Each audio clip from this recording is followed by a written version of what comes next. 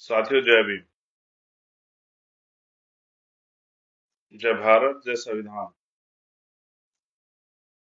और मेरे जिंदगी के एक विशेष इस साल के दिन पे आज का यह विशेष लाइव आप सभी से एक चर्चा, आप सभी से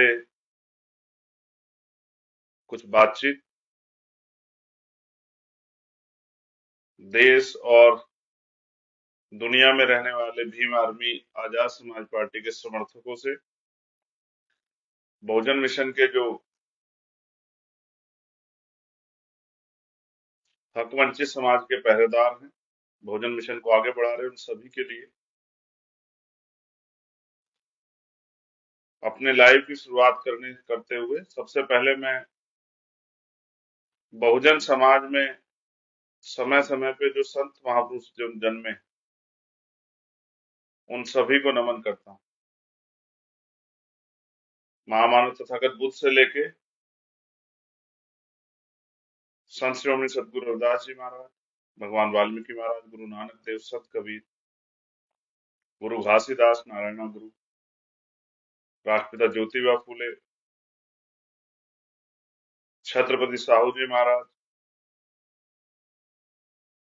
डॉक्टर बाबा साहब अम्बेडकर, सर छोटू राम, महामना राम सुवर्मा, संत राम बीए प्रजापति जी, बाबू जगदेव प्रसाद कुशवाहा, जननायक कपूरी ठाकुर, चौधरी कुंभाराम आर्य, कोतवाल धन सिंह गुर्जर और भी ऐसे बहुत सारे महापुरुष हैं, वीरांगनाएं हैं, जिन्होंने अपने जीवन का एक एक कण भारत में रहने वाले शोषित वंचितों को स्वाभिमान सम्मान का जीवन दिलाने के लिए लगाया। उन सभी को नमन करता हूँ। माँ सावित्रीबाई फूले, माँ रमाबाई, माँ फातिमा शेख, माँ अल्याबाई होलकर, माँ अवंतिकाबाई लोधी, माँ झलकारी बाई, उदादेव पासी, भगवान बिरसा मुंडा, मान्यवर दीना बाना वाल्मीकि जी, मान्यवर काशीराम साहब, आप सबको भी नमन करता हूँ। आज का दिन मेरी जिंदगी में एक विशेष महत्व रखता है। मैं धन्यवाद दूंगा अपने संतों गुरुओं महापुरुषों के साथ साथ भीम आर्मी आजाद समाज पार्टी के कार्यकर्ता को, अपने साथियों को, समय समय पे जिन्होंने मेरा जिस भी तरह सहयोग किया, उन सब का भी धन्यवाद करता हूं। आज इस मिशन का सिपाही होने के में जो एक बहुत अहम योगदान जिस शख्स को जाता है, वो मेरे पिताजी। महापुरुषों के मिशन पे जो काम करने का निर्णय लिया गया, उसमें उनका एक बहुत बड़ा योगदान। और आज मैं उन्हीं सब चीजों पे आपसे बात रखूंगा और आपको मार्गदर्शित भी करूंगा कि किस तरह से आगे हमें बढ़ना है।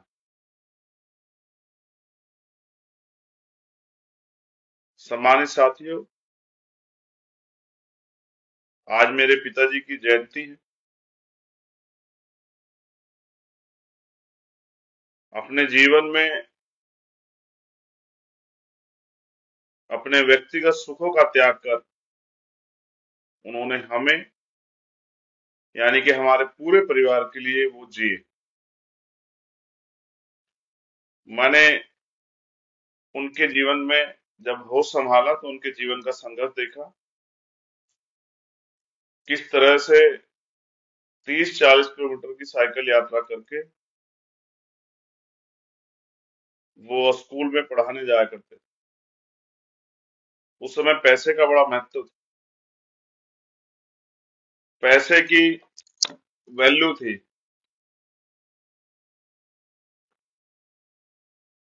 और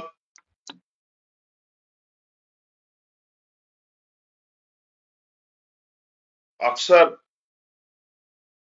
जब हमें पढ़ाते हुए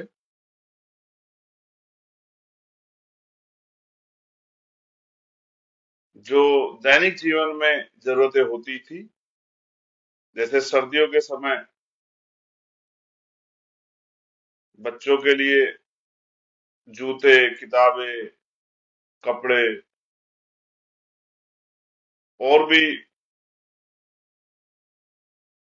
बहुत सारी जरूरत की चीजें, जिनकी जितनी हमें जरूरत होती थी उतनी उन्हें भी होती थी, लेकिन कभी उन्होंने अपनी चीजों के बारे में, अपनी जरूरतों के बारे में परवाह नहीं की। पिता बच्चों के लिए सुपरमैन जैसे होते हैं। आपको कोई भी चीज चाहिए हो, बस आप उनसे कह दो। थोड़ा समय जरूर लगता है, लेकिन वो कैसे उसको पूरी करते हैं ये वो ही बेहतर जानते हैं।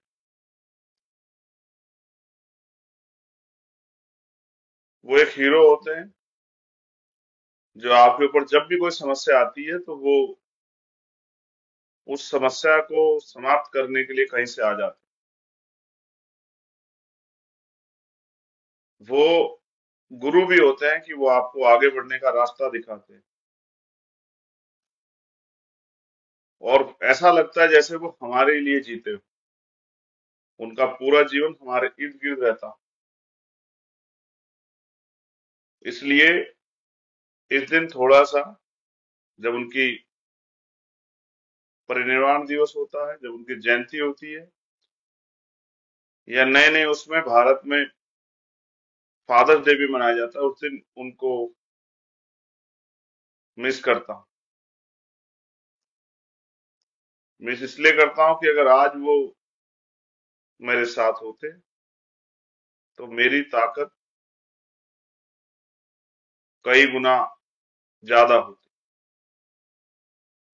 लेकिन फिर मैं समझता हूँ कि प्रकृति को ऐसा ही मंजूर था कि इतना ही समय उनके साथ मेरा था। मैंने अपने पिता को 11 जनवरी 2013 को खो दिया। ये मेरी कहानी, लेकिन कहीं ना कहीं देश की बहुत बड़ी आबादी का जीवन बिल्कुल मेरे जैसा ही। ये सच है कि गरीब जो लोग होते हैं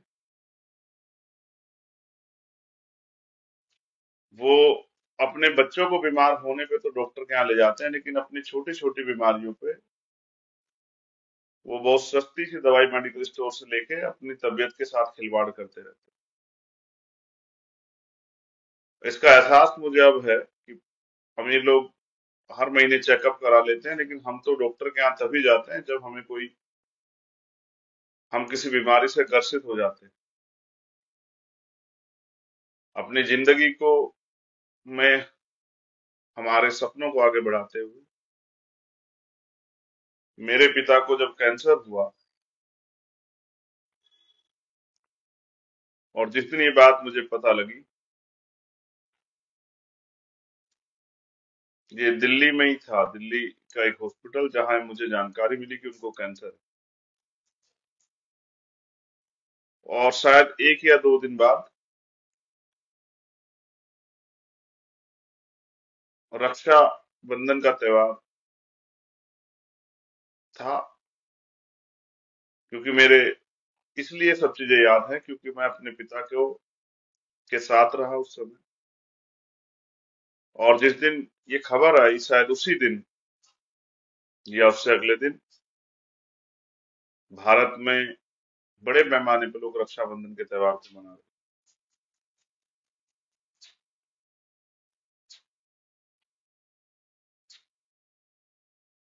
हॉस्पिटल से भी बहुत सारा स्टाफ छुट्टी पे था, और जब मुझे पता लगा कि मेरे फादर को कैंसर है, और कैंसर का नाम ही इतना डरावना था, तो उसका इलाज थोड़ा सा आसान हो गया है, तो मैं अपनी भावुकता को रोक नहीं पाया। बहुत लंबे समय में अकेला बैठ के हॉस्पिटल में भावुक रहा, तकलीफ में रहा। और मैंने अपने पिता को नहीं बताया कि उनकी रिपोर्ट में क्या है। फिर मैं उनको एम्स लेके गया, जहां 2 दिन मेरे पिता रहे। मुझसे दूर शायद मेरे बड़े भाई भी देहरादून में बैठ के शायद इस लाइव को सुनेंगे या फिर बाद में इस वीडियो को देखेंगे। और 2 दिन मेरे पिता उस हॉस्पिटल में, उनको बेड नहीं मिला। जिस पिता को मैंने हमेशा स्वाभिमान सम्मान के साथ जीते देखा, वो फर्श पे लेटे रहे। फिर उसके बाद डॉक्टर का जो आदेश था, निर्देशन थे कि आप उनको जोली ग्रांट ले जाओ, आपके नजदीक भी पड़ेगा और वहां आपको ट्रीटमेंट भी आसान रहेगा। ये दिल्ली है, बहुत महंगा और आपको दूर भी बहुत पड़ेगा। लगभग 11 से 12 महीने मेरे फादर का वहाँ ट्रीटमेंट चला। तो 11 जनवरी 2013 को सुबह 4 बजे उनकी डेथ।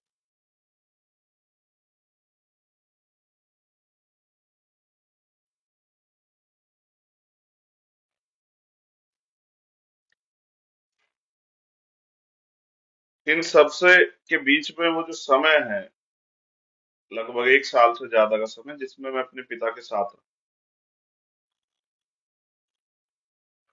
और मुझे उनसे बहुत कुछ जानने का मौका मिला। हमारे यहाँ कहते हैं कि अगर पिता की चप्पल बेटे के पैर में आ जाए तो फिर वो बेटा नहीं रहता, भाई हो जाता है, दोस्त हो जाता है। उन्होंने मुझे जिंदगी के बहुत सारे झूठे सच्चे कड़वे अनुभव से अवगत कराया, जानकारी दी।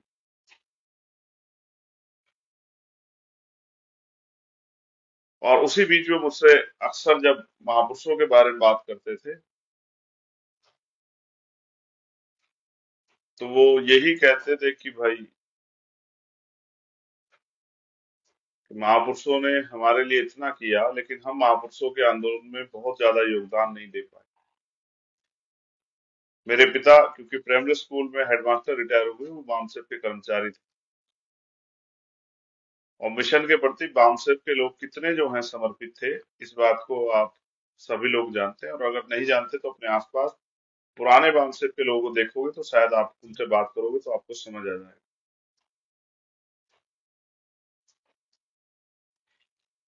उन्होंने बहुत सारी जानकारी जिनसे हम लोग,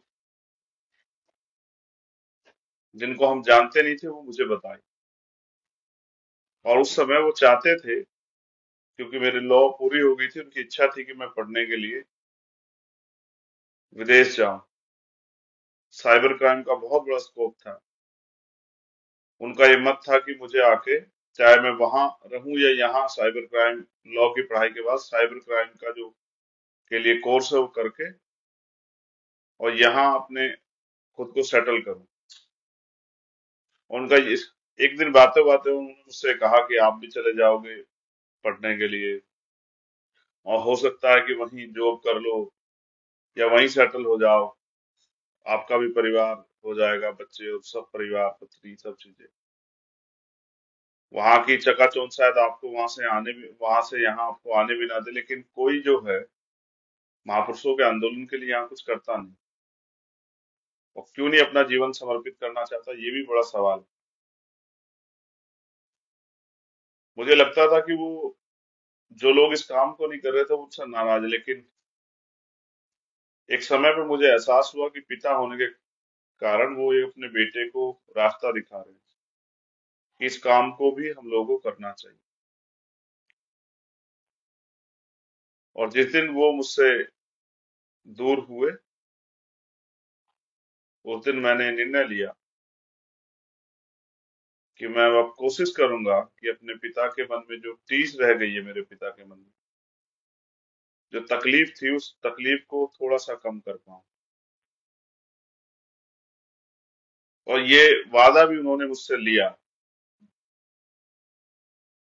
कि आपको पढ़े लिखे हो, एक अच्छा शरीर कुदरत ने आपको दिया है, आपको महापुरुषों के मिशन में काम करना चाहिए।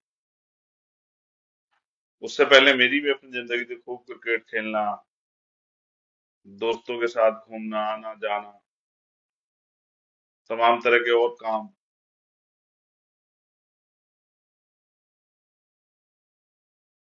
उस दिन उस जिंदगी में स्टॉप लगा और एक नया जीवन शुरू।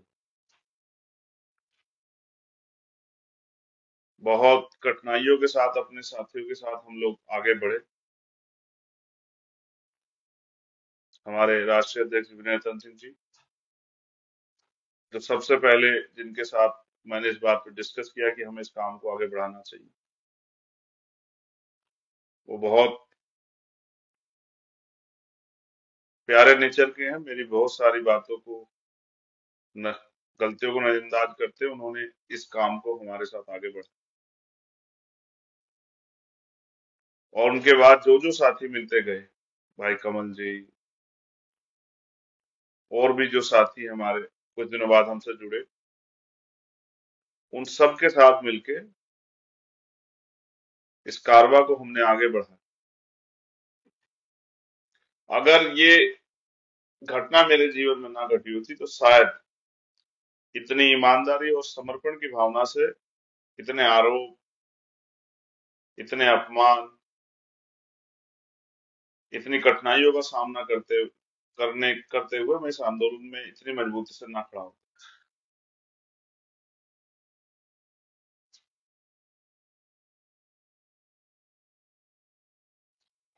मेरे प्यारे साथियों, जो मुझे अभी सुन रहे हैं या आपके बाद सुनेंगे, महापुरुषों के मिशन पे काम करना कोई आसान काम नहीं।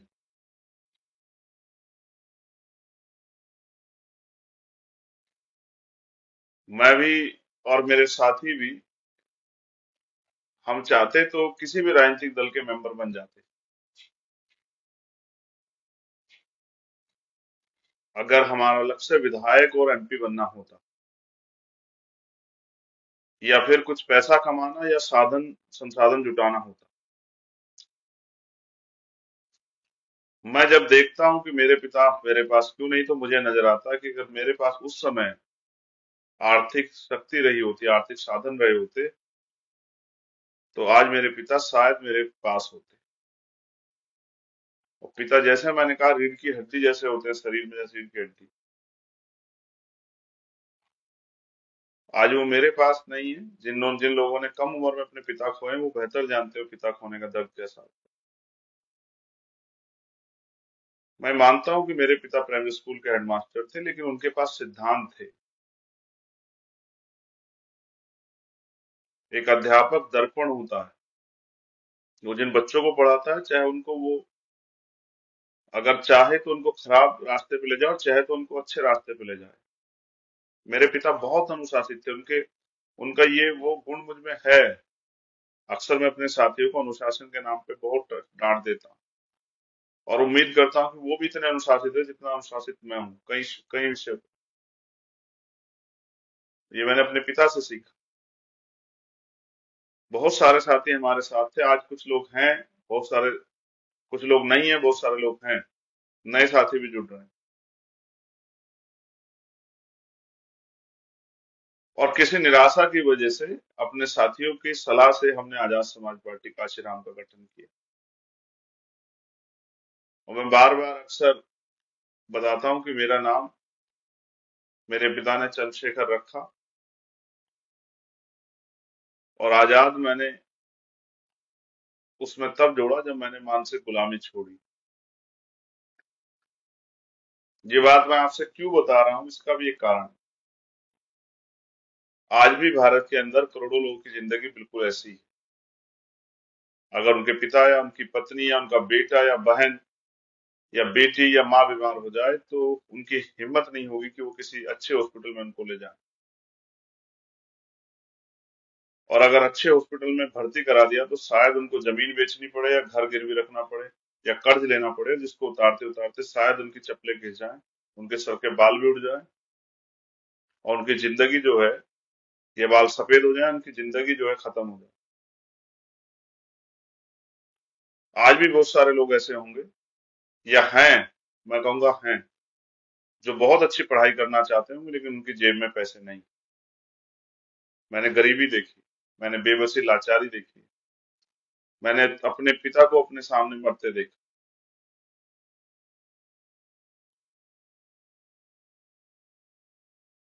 वो जो संकल्प मैंने उस दिन लिया, उस संकल्प को आगे बढ़ाने के काम को मैं बहुत मजबूती से अपने साथियों के सहयोग से कर रहा हूं।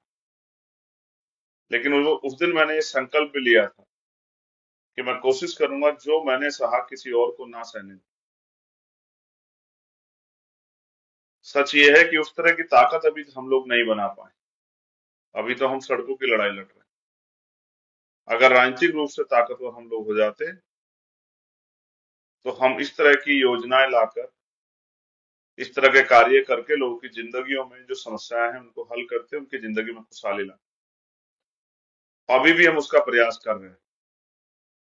राजस्थान में, मध्य प्रदेश में हम उसका प्रयास बड़े पैमाने पर कर रहे हैं। वहां हमारे बहुत सारे कार्यकर्ता दिन रात मेहनत कर रहे हैं। उन्होंने अब से पहले भी बहुत मेहनत की। जब से भीम आर्मी में उन्होंने काम करना शुरू किया, ना दिन देखा, ना रात देखी, ना धूप देखा, ना छांव देखी, ना बारिश देखी, ना किसी साधन की परवाह की, और जो भी आदेश निर्देश हुआ उसका पालन किया, जाके गरीबों की लड़ाई लड़ी, लोगों में विश्वास पैदा किया। आज भीम आर्मी इतना बड़ा नाम ऐसे नहीं बना है। अकेले चंद्रशेखर ने नहीं बनाया, अकेले अकेले किसी और साथी ने नहीं बनाया, सब लोगों की मेहनत से बना है भीम आर्मी।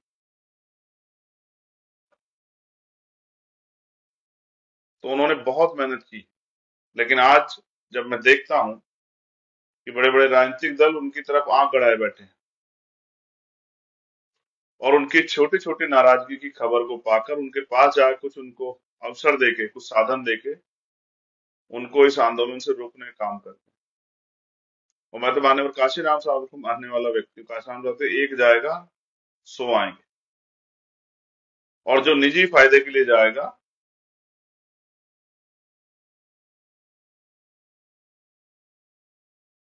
वो ज्यादा दिन चल भी नहीं पाएगा, समाज में बेनकाब हो जाएगा।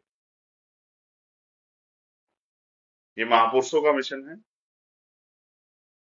जो अपने फायदे के लिए आया वो टिकेगा नहीं, और जो महापुरुषों के मिशन के लिए आया वो रुकेगा नहीं। इसके पीछे भी मैं व्यवस्था को समझता हूँ कि इसके पीछे कारण क्या है। इसके पीछे सबसे बड़ा कारण ये है कि व्यवस्था में जो राजनीतिक शक्ति जिनके पास है, उन्होंने गरीबी को बढ़ावा दिया है।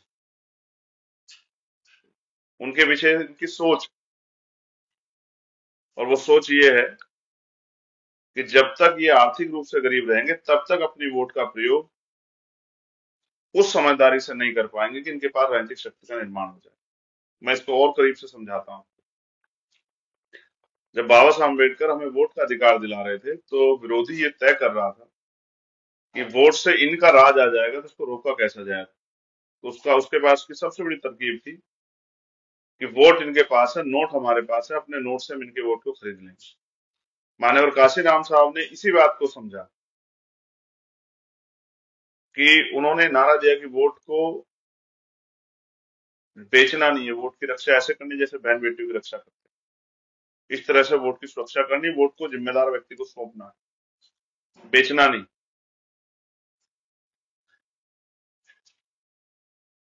अब मैं ये देखता हूं कि क्योंकि आज अगर गरीब आदमी से पूछा जाए कि उसकी पहली जरूरत क्या है, उसकी राजनीतिक समझ कितनी है, ये आप बखूबी जानते हैं। उससे अगर पूछा जाए तो उसकी पहली रिक्वायरमेंट पैसा होगी, क्योंकि जिनके पास खाने को अच्छा खाना नहीं, पीने को अच्छा पानी नहीं, पहनने को अच्छे कपड़े नहीं, सर पे छत नहीं है और सुख सुविधाएं नहीं है, उनके पास अगर उनसे पूछा जाए तो सबसे पहली प्रायोरिटी उनकी होगी जो उनकी दैनिक जरूरत है। और आज उनकी जरूरत है पैसा। उनकी जेब में पैसे नहीं, पैसे कमी का उनके बहुत सारे सपने खत्म हो गए हैं। इसलिए दुश्मन इस बात को जानता है, वो पैसा फेंक के तमाशा देखता है। और बहुत सारे लोग जिनकी जेबें खाली है वो पैसे को प्रायोरिटी देते हैं। सच ये भी है कि जो समाज समझदार नहीं होता, वो अगर उसको पूछा जाए चूज करने के लिए कि आपको पैसा चाहिए, पावर चाहिए, तो वो पैसे की तरफ देखेगा। जबकि सच ये है कि जिनके पास पावर होती है, पैसा उनके पैरों की धूल होती है। और मैं इसका उदाहरण देके आपको बताता हूँ। जो अभी की सरकारें क्या कहती है, बड़ी बड़ी योजना लागू कर रही है, इतना पैसा इस विभाग में लगा रही है, इतना इस पुल पे लगा रही है, सड़क पे लगा रही है। अब इस बात को भी समझना पड़ेगा। मैं अपने प्रत्याशियों से भी कहूंगा, अपने नेताओं को, कि अपनी भाषणों में जनता को ये समझाया करो, अपनी बात को बताया करो गांव में जाके। अपने सभी नेताओं को कहूंगा, नीचे ऊपर, चोटी से लेकर नीचे तक के जो हमारे नेता, उनको, कि जनता को ये समझाया करो। और असल उद्देश्य क्या है कि जनता को तैयार करना है, वो अपने हक अधिकार की जानकारी उनको देनी है, और वो कैसे मिलेंगे इसके लिए भी उनको तैयार करना है। तो मैं आपसे ये बताना चाहता हूँ कि सोचिए, एक परिवार जो 10,000 रुपए महीने में पूरे परिवार के मिलके अपने दैनिक खर्च में लाता, मंथली खर्च में लाता 10,000 रुपए, तो लगभग 2,800 रुपए वो सरकार को उसमें टैक्स देता। अगर वो एक महीने में कोई परिवार 10,000 रुपए खर्च करता है खरीदारी में, आने जाने में, तमाम तरह की चीजों में, उसका खर्च जो अगर 10,000 होता है, तो 2,800 रुपए सरकार की जेब में जाता है, जीएसटी के आधार। खाने पीने सब चीजों पे जीएसटी। आप होटल में खाना खाने जाओ तो भी जीएसटी है। दूध दही लस्सी में भी जीएसटी लगा दी सरकार ने, आटे में जीएसटी लगा दी। तो सरकार आपको क्या देती है? सरकार चुनाव के समय को विभिन्न योजना लाके आपको एहसास करा रही है कि हम आपकी मदद कर रहे हैं, 2 किलो गेहूं दे रहे हैं, 2 किलो चना दे रहे हैं। अगर सारा पैसा इंक्लूड कर लिया जाए, तो मंथली वो आपको 300, 400, 500, 600 रुपए का लाभ दे रहे हैं। आपसे ले कितने रहे हैं? 2,800 रुपए। अगर ये उन लोगों के लिए जो 10,000 रुपए खर्च करते हैं मंथली, पूरा परिवार में। अगर कोई न्यूनतम रेखा वाले, जो गरीबी रेखा के बिल्कुल आसपास है, वो 5,000 रुपए अगर खर्च करते हो, तो 1,400 रुपए सरकार के पास जाता है। ये जो आपके टैक्स का पैसा और जो प्राकृतिक साधन है, उसी से बजट बनता है। तो जैसा मैं आपसे कह रहा था कि हमें चुनने का मौका मिले तो पैसा और पावर, हम लोग पैसे को चुनते हैं। तो आप जो पैसा टैक्स के रूप में, ये तो एक परिवार के साथ जो पुतना जो आबादी है आपकी, वो जो टोटल पैसा जो टैक्स के रूप में जाता है, वो सरकार के खाते में जमा होता है। उसी से सरकार योजना लाती है, और उस योजना का लाभ वो जब आपको देती है, तो वो आपसे उम्मीद करते हैं कि आप इसके एवज में उनको वोट दें। यानी कि आपका पैसा आपको देने के नाम पे आपकी वोट को लूटने का प्रयास, आपकी वोट को खरीदने का प्रयास किया जाता है, लुभावने वादे करके, प्रलोभन देके। देखो कि लोकतंत्र प्रलोभन के लिए नहीं है, लोकतंत्र है ताकत बनाने के लिए। जिन समस्याओं से आप परेशान हैं, अपनी वोट की शक्ति से उन समस्याओं को हल करने के लिए आप अपनी ताकत बनाओ, कि वो समस्या आपके जीवन में ना आए।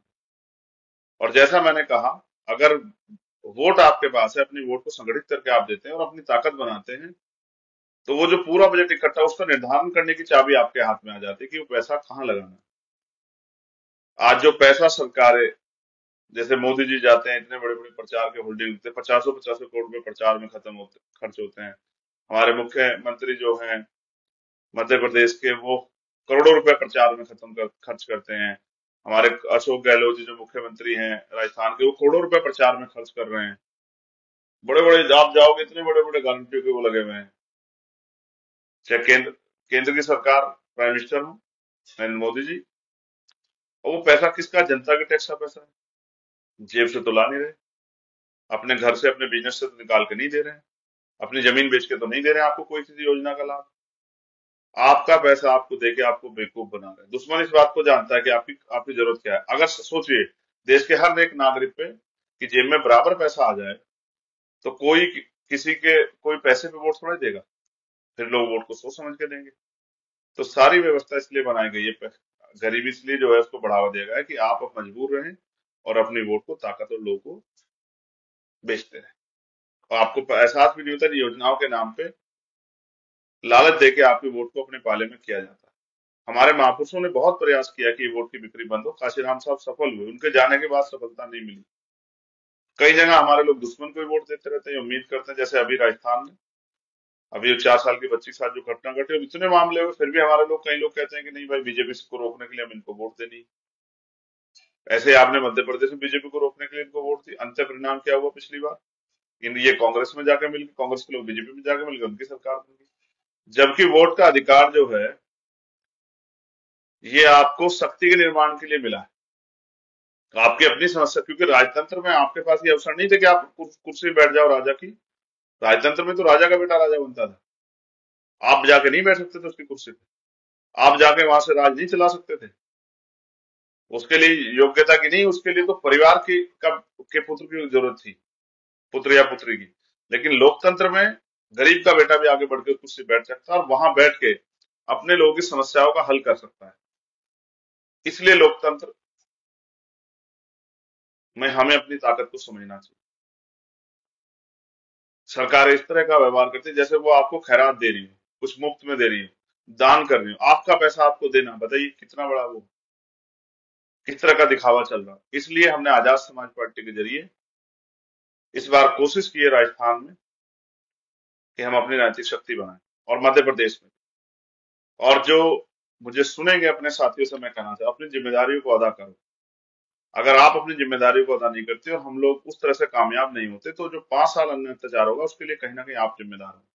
चंद पैसे आपको महीने 2 महीने के लिए लाभ दे सकते हैं, लेकिन आपको स्वाभिमान सम्मान का जीवन नहीं दे सकते। उस संकल्प को याद करके कि करोड़ों लोगों के जीवन में बदलाव लाना है। जिस सामाजिक परिवर्तन की बात करते हैं, सामाजिक परिवर्तन कैसे होगा? सामाजिक परिवर्तन तभी होगा जब आप ताकतवर बनेंगे। आज जो परिवर्तन इस तरह स्थिति बदली है, जिन वर्गों को नजरअंदाज किया जाता है, आज वो कुर्सी पे बैठे हैं, ये कब हुआ? जब हमारे लोग कुर्सी पे बैठे और इस तरह की नीतियां बनी। और नीतियां भी तभी, कानून भी तभी फॉलो हो पाएंगे जब चलाने वाले हाथ आपके होंगे। अब कानून है, आप बताओ कितने कानून के हिसाब से देश चल रहा है? कानून तो ये भी छुआछूत नहीं होगी, गैर बराबरी नहीं होगी, किसी महिला का रेप हत्या नहीं होगी, हो तो रही है।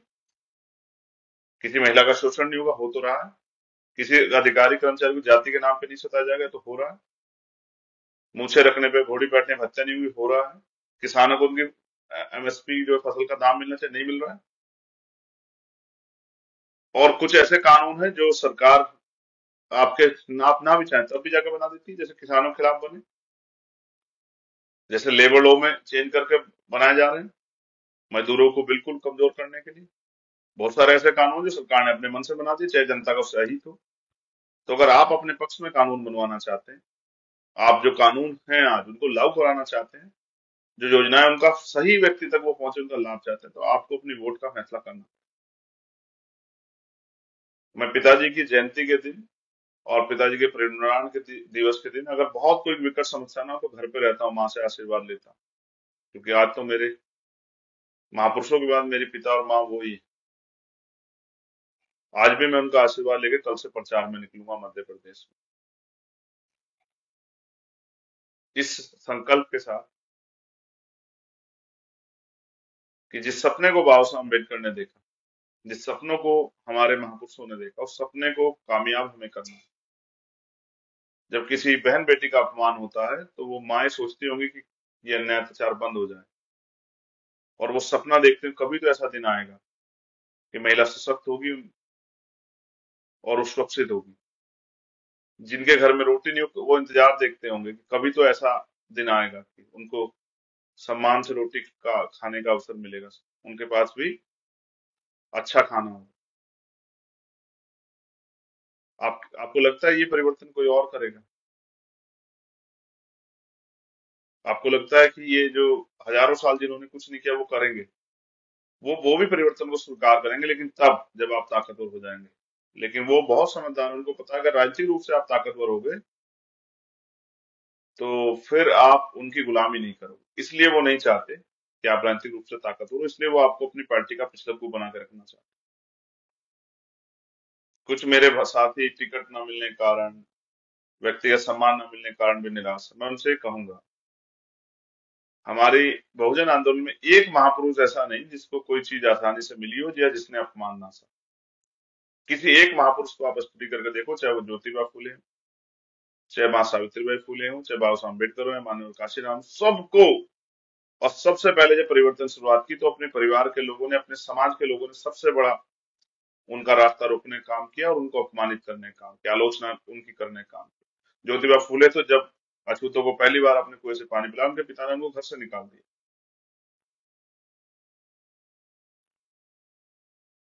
जब उन्होंने अपनी पत्नी को पढ़ा पंचायत में, तो उनके पिता ने ही उनका विरोध किया। डॉक्टर बाबा साहब अम्बेडकर को उस समय के समकालिक नेताओं ने बहुत नीचा दिखा। और यहाँ के व्यवस्था में बैठे ताकतवर लोग उनको अंग्रेजों का एजेंट तक कहते थे, उनके ऊपर आरोप लगाते थे कि उनका समाज उनके साथ न जुड़ जाए। मान्यवर काशीराम साहब को यहाँ के नेता, उस समय के कांग्रेस भाजपा के नेता, अन्य दलों के नेता उनको सीआई का एजेंट कहते थे,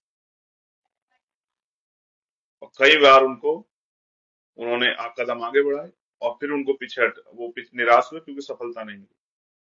जब पहली बार चुनाव लड़ा, आप स्टडी करोगे आपको मिलेगा DS4 के बैनर पे हरियाणा में तो 400-400 500 वोट आई, बहुत सारे बहुत सारे अच्छी वोट है, बहुत सारे कम वोट आई। तो ये परिवर्तन की शुरुआत है, एकदम से नहीं होगा, लेकिन आज नहीं तो कल आपको परिवर्तन का निर्णय लेना पड़ेगा।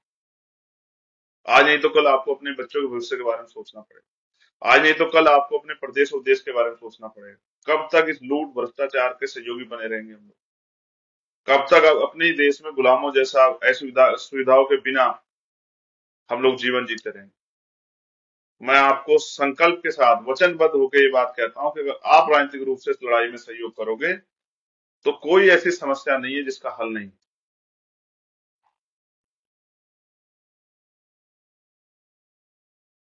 लोकतंत्र है, जिन पे राजनीतिक शक्ति होगी उनके हाथ ऐसे नहीं फैले होंगे, उनके हाथ ऐसे होंगे, देने वाले हाथ होंगे। मेरे प्यारे भाइयों, जो मध्य प्रदेश, राजस्थान, मेरे साथियों जो बहुत मेहनत की है, उत्तर प्रदेश में हमारे साथी बहुत मेहनत कर रहे हैं।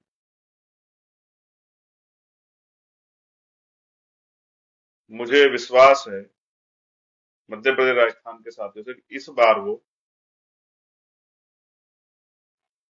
अपनी ताकत बना के उन लोगों के मुंह पे तमाचा मारने का काम करेंगे जो समझते हैं कि इस देश में गरीब अपनी ताकत नहीं बना सकता। यह देश का कमजोर, आर्थिक रूप से कमजोर बहुजन समाज जो है वो अपने पैरों पे नहीं खड़ा हो सकता है, आगे नहीं बढ़ सकता है, कुर्सी पे नहीं बैठ सकता जिस कुर्सी बैठ के राज होता है। हमारे बहुत सारे सक्षम मजबूत प्रत्याशी चुनाव लड़ रहे हैं। मैं आपसे आग्रह करूंगा कि आप उनकी मदद करें और उनको मजबूती से चुनाव लड़ाएं।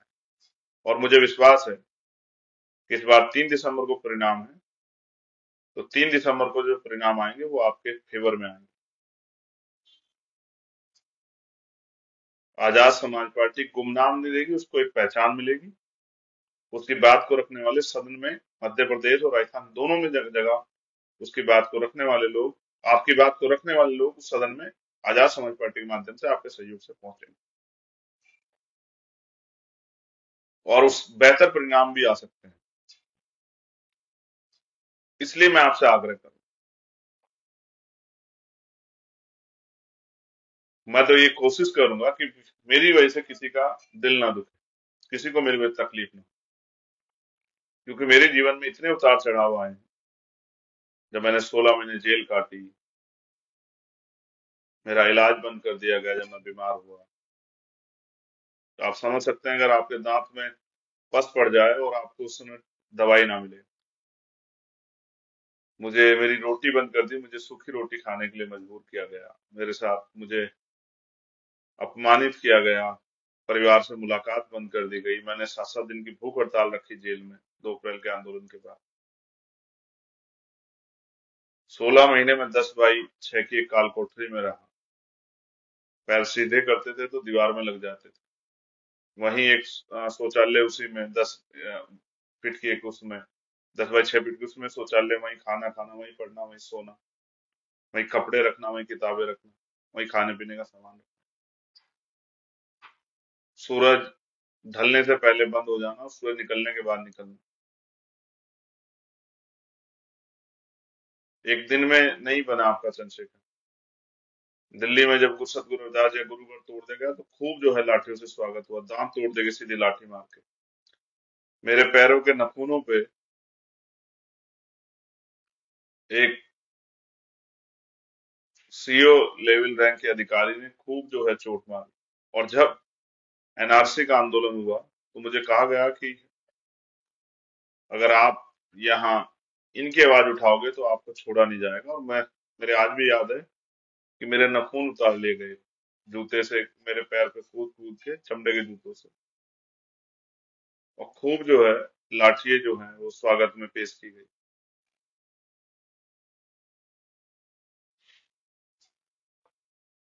खूब तकलीफ, सह के यहाँ तक आया। अभी जब उनसे और चीजों से नहीं रुका, कुछ लोग राजनीतिक रूप से मेरा विरोध कर सकते हैं, उनके उनके पास कारण है कि वो उन दलों में है जहां से अगर वो मेरा विरोध नहीं करेंगे तो वो शायद जो है वो दल उनको उस तरह से ना देखे। मैं उनको बुरा नहीं कहता, वो अपनी पार्टी के प्रति समर्पित है, लेकिन मैं अपने साथियों से कहूंगा किसी का अपमान न करें, किसी को बुरा ना करें, अपने काम को आगे बढ़ाएं। लोकतंत्र में किसी की बुराई के लिए है नहीं, लोकतंत्र ताकत के लिए। आप ताकत बढ़ाओगे तो आप समस्याओं का हल करोगे, अपने लोगों को खुशहाल जिंदगी दोगे, प्रदेश और देश को तरक्की की तरफ ले जाओगे। जब मेरे ऊपर गोली चली, वो दिन मेरे जीवन में एक बहुत बड़े परिवर्तन का दिन था। उससे पहले इतना धैर्य नहीं था मेरे जीवन में। और जब गोली लगने के बाद मुझे बताया गया कल ईद का त्योहार है और बहुत आक्रोश है लोगों में, तो मेरा एक ही पहला मेरा वो था कि किसी भी तरह की के गुस्से में मत आना, माफ करो उन लोगों को जिन्होंने कदम उठाया। कोई विरोध प्रदर्शन मत करना, ईद का त्योहार खराब होगा उनका। तो इसलिए मैं आपसे हाथ जोड़ के आग्रह करता हूँ कि कोई गुस्सा मत करना, शांत हो जाओ।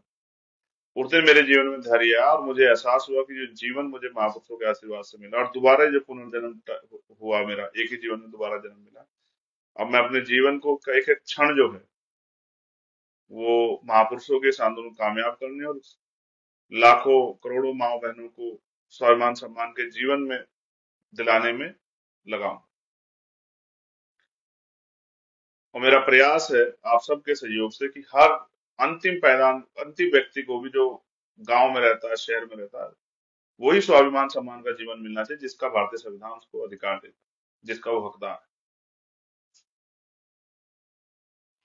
इस गोली को खाने के बाद मैंने जो निर्णय लिया कि अब मेरा पूरा जीवन जो है वो महापुरुषों के आंदोलन को आगे बढ़ाने में, कामयाब करने में गुजरेगा। और मैं बहुत सारी चीजें मुझसे बहुत, देखिए ये जीवन है, आदमी रोज गलतियां करता है, सीखता है। मैं प्रयास करूंगा कि भविष्य में कभी किसी का मेरी वजह से दिल ना दुखे। लेकिन मैं आपसे ये भी वादा करता हूँ कि अगर आप लोगों ने मेरा साथ दिया तो वो महापुरुषों का आंदोलन बहुत जल्द कामयाब होगा, जिसको आप चाहते हैं। आप किसी भी दल में हो, बहुजन समाज के लोग, जिसको आप चाहते हैं वाकई में वो हो।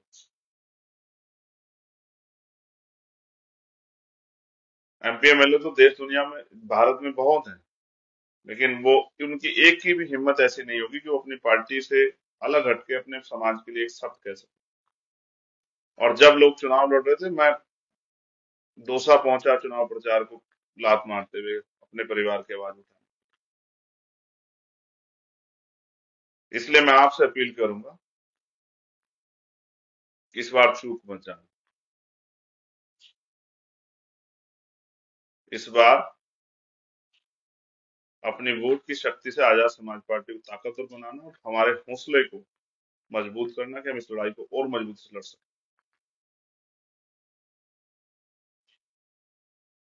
आप सब लोगों की मेहनत कामयाब होने जा रही है, बस हिम्मत रख के आगे बढ़िए। सोना नहीं, लापरवाह नहीं होना। ऐसे नहीं होना जैसे मैंने मैच के तौर पे एक बताया था इंदौर में कि मैं चाहता था अफगानिस्तान जीते, क्योंकि वो बहुत कमजोर टीम है, उस तरह के रिसोर्स उनके पास नहीं, उनके लड़के अच्छा कर रहे हैं। वो बहुत कठिनाइयों से संघर्ष करके अपनी प्रतिभा के दम पे यहाँ तक आए और बड़ी बड़ी टीमों को हरा के। लेकिन जिस दिन वो ऑस्ट्रेलिया के खिलाफ खेल रहे थे, उन्होंने एक गलती की। 7 विकेट गिरने के बाद वो लापरवाह हुए और 2 कैच उन्होंने छोड़ दिए। परिणाम ये हुआ कि फिर उनको कभी मौका ही नहीं मिला कि वो जीत जाए। आप ऐसी गलती मत करना, ये जब तक आपके डब्बे बंद ना हो जाए ईवीएम के, तब तक कोई लापरवाही मत करना। दिन रात एक करके लगना, लोगों को तैयार करना और आजाद समाज पार्टी के पक्ष में वोट करने के लिए उनको उनसे अपील करना, और हमारे गठबंधन के साथियों के पक्ष में, क्योंकि आपको भी मौका नहीं मिलेगा। और समझिए आज आपकी टीम अफगानिस्तान जैसी है, नया दल है, सब नए लड़के हैं काम करने वाले, सब मेहनती हैं, साबित करना चाहते हैं, खुद को अवसर की तलाश कर रहे हैं। और बड़े बड़े धन्ना सेठों की पार्टियों से, कॉर्पोरेट सेक्टर की पार्टियों से, पुराने पुराने स्थापित दलों से मुकाबला है। तो ऐसे लड़ो जैसे लड़ाके लड़ते हैं, जैसे बहादुर योद्धा लड़ते हैं। बहुत बहुत धन्यवाद। जय भीम, जय भारत, जय मंडल, जय जोहार, जय संविधान। और आशा और विश्वास के साथ इस बार हमारे साथी अपनी ताकत से, अपने संघर्ष से, अपने जो इतना अन्याय जुल्म सहा है और जो अत्याचार उन्होंने होते हुए देखा, उनसे सीख लेके इस बार 5 साल के लिए अपनी